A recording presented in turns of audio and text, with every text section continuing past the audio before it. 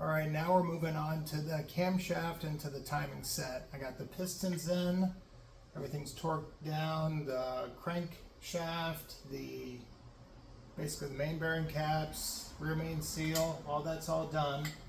And that moves, it turns over pretty nicely. Now I just need to work on this front end with the timing and the camshaft, get that in there. And then the timing cover, and then I think move on to some of the other outer pieces and then the head. So not too much more to go, and then we'll be done with this. I got everything laid out here. I powder coated the pulley, the vibration dampener, got a coat of paint on that, and that's all cleaned up. Spent way too much time working on the timing cover here, but that's all nice and shiny and cleaned up. There was just absolute ton of oil. I'm replacing many of the bolts on there. I have a new timing set. This came with the Comp Cams kit that I got. So here's the timing set, and there's the number for anybody who's keeping track. So I got that. This came with the timing set. I got a Felpro gasket kit. Before I got the full one that I showed in one of the previous video, I got this for the timing set. So now I have two timing cover gaskets. Oh well. And this is that. And it came with a seal. So the seal is going to just slide right in there. Came with the seal for the timing cover. That's going to go over the front crankshaft. That's going to go slide right in there like that. And that kit, or I guess it's a mini kit, because I think you can also just get the gasket by itself, but I wanted to get the seal too because my other seal was pretty blown. It came with some RTV for the gasket, and then it came with a little thread locker for the bolts. So I'm going to go ahead and get that all in there, the oil slinger, and then the camshaft here. Again, this was part of the kit, and I described it as wanting to get a little bit of extra power off of stock, and so they recommended this camshaft here. So this is, I think, is next. And it came with some lube, so this will go on the lobes, and then just some of the oil will go on the journals as I slide that in there. And this should go together, I don't know, hate to say pretty quickly, but hopefully it'll be pretty quickly. Okay, here's the camshaft here. Not the shiny lobes I was expecting. Anyway, I'm gonna wipe this all down with some mineral spirits, and then go ahead and get it lubed up and get it inserted in there.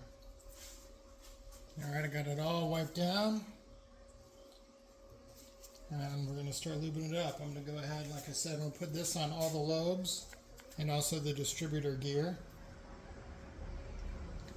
and then put the regular brake-in oil, just make sure that's nice and lubed up on all the main journals. See if I can do this without making too big a mess. Try to get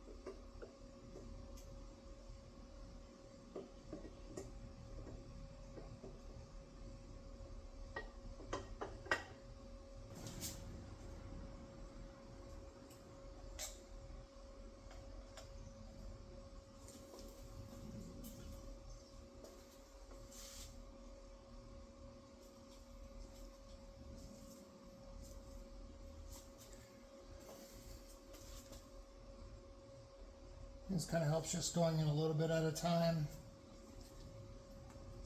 Go into each bearing set and then lube up the lobes. And then go to the next one. Or you can just do it all at once.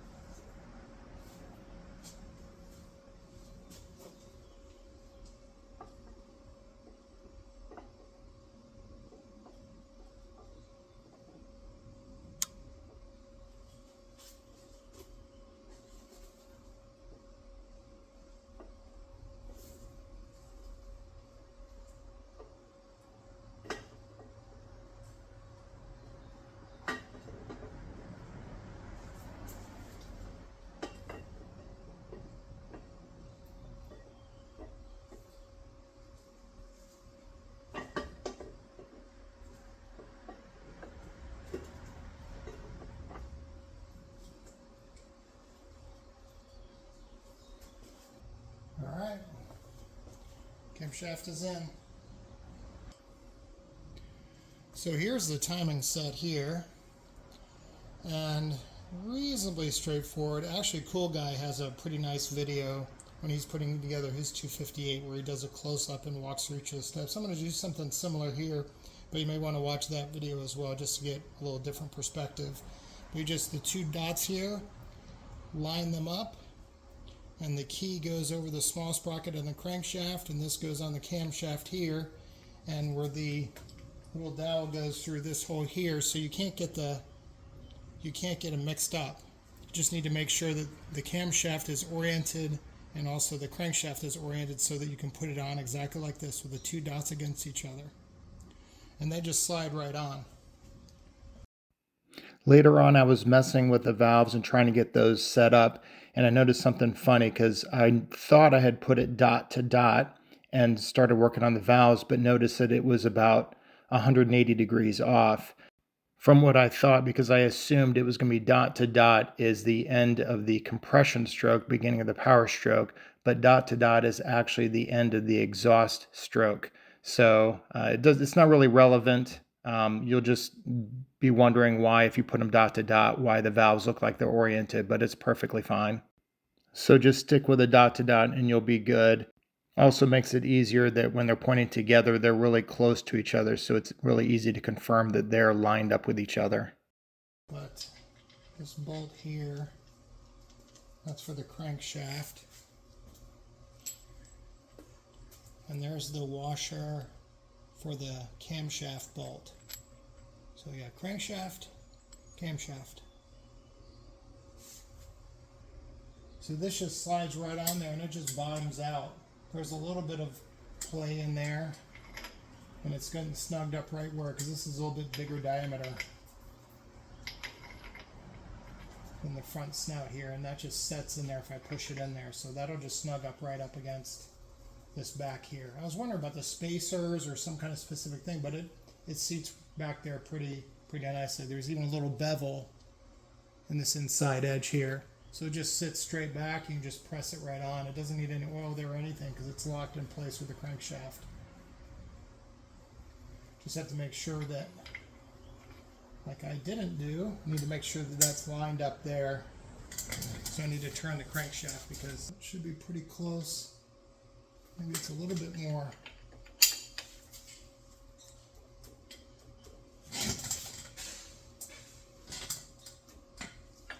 So this inner edge here, I'm not sure if it rides right here, but I'm going to go ahead and put some assembly lube on there anyway, just to make sure.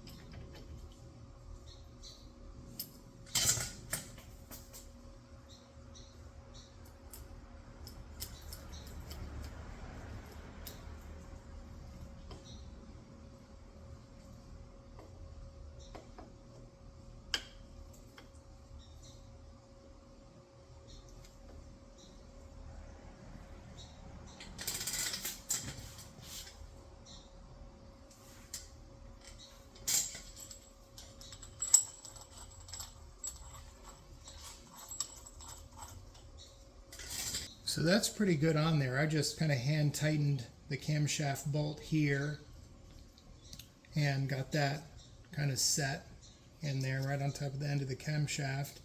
And I got the crankshaft sprocket here. Those dots are pretty much dead nuts on. I'm looking at just eyeballing it from here. I mean, that's exactly perfect. So I know that they're on the right sprocket. Those things need to be exactly lined up with each other. This, I can probably tap that a little bit. I am noticing like that is tight. That is a perfect fit. I don't know, on the previous video I did while breaking this down, there wasn't a ton of play. I've seen worse in some other engines, but I definitely had some slop in the timing chain. But this is spot on. That's looking real good. I'm gonna go ahead and tap this in.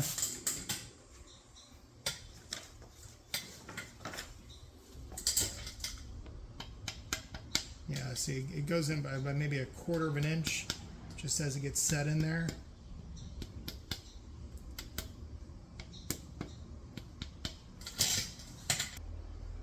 This bolt can go ahead and be torqued down, and that torque is 50 pounds. So the camshaft sprocket bolt, that's 50 pounds. I saw reference to some different 50 and 80 or whatever, but I'm using my Haynes manual, and it says 50, and I saw some other references to people saying 50, and that worked for them, and that's what they had seen, so I'm going with 50. And then this will get torqued to 80. And this vibration dampener goes on top of there. That bolt goes on there at 80 foot-pounds. Now the oil slinger goes on here. And that gets cupped outwards.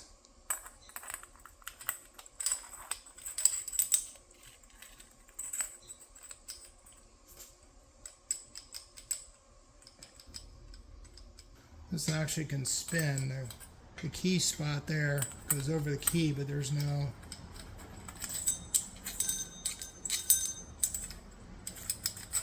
So I'm going to go ahead and put some lube on the back of that.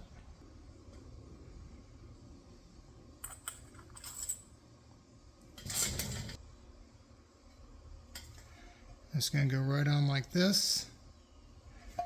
And then this, here's the seal for it. Something I didn't even notice before is that the seal here goes in the timing cover. It's not for the crankshaft, it's for the snout of the vibration dampener. So that just goes right, this fits right in there. So it's actually this surface right here that needs to be lubed up and swivel around the seal here. So I'm going to go ahead and install the seal into the timing cover. And for the seal here, it goes, the open side is here, and that points down in there, because that seal lip points inward, and that's where you want it to. So it's pointing that way to prevent anything from coming out. A little bit of oil on the outside here, so if I can't press fit that in there, I'm going to need a socket or something.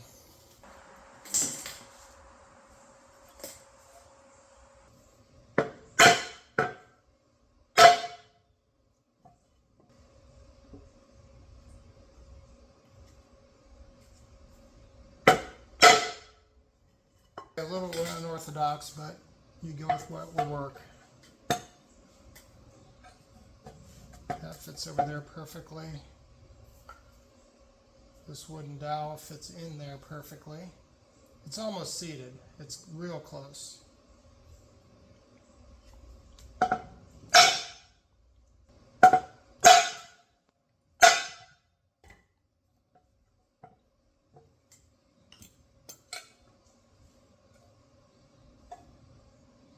Alright, we're going to call that good.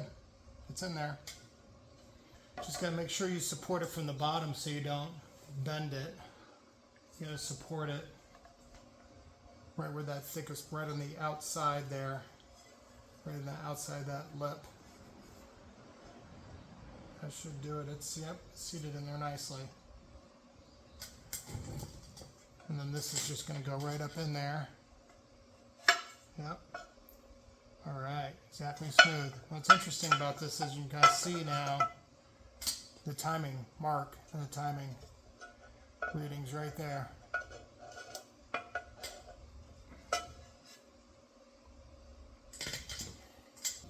Before I forget, I'm just going to put a little tiny bit of assembly lube right on the inside lip of that, just while I'm thinking about it.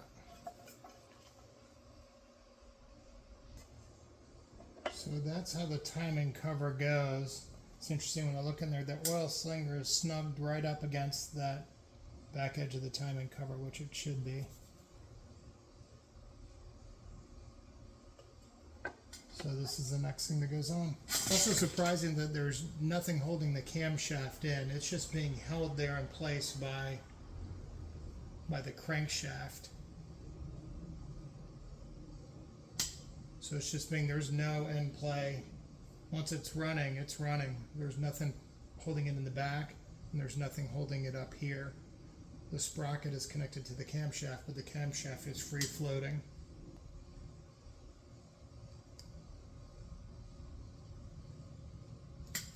Almost forgot, I need to lube up the chain and the sprocket. Move those up pretty well. I'll probably wipe it down with some acetone and then use the RTV that came with the kit. So I'm going to do both sides of the gasket with this. Alright, I got a nice little layer of RTV, that gray stuff. I'm going to go ahead and just put this here until I can get RTV on the other side. Use a couple bolts here to keep it in place.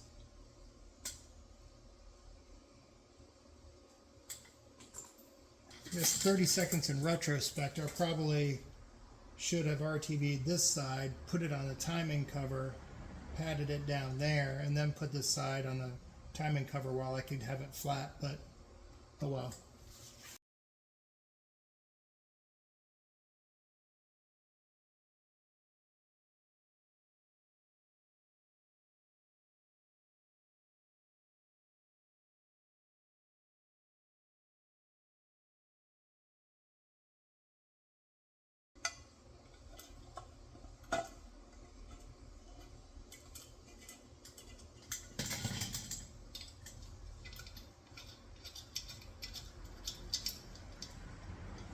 And these are the two studs. I believe they go here. I think they go there. Yeah. And these are the, what goes on here? Is it alternator? I think it was the alternator that goes on here.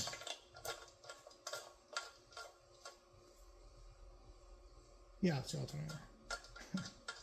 It's interesting. This one, these two go all the way through. It must be for, actually I think that may be one of the other alternator spots. It's just not threaded with a bolt in it. Alright, these little ones get torqued to 5 foot-pounds, and the big bolts here get torqued to 16.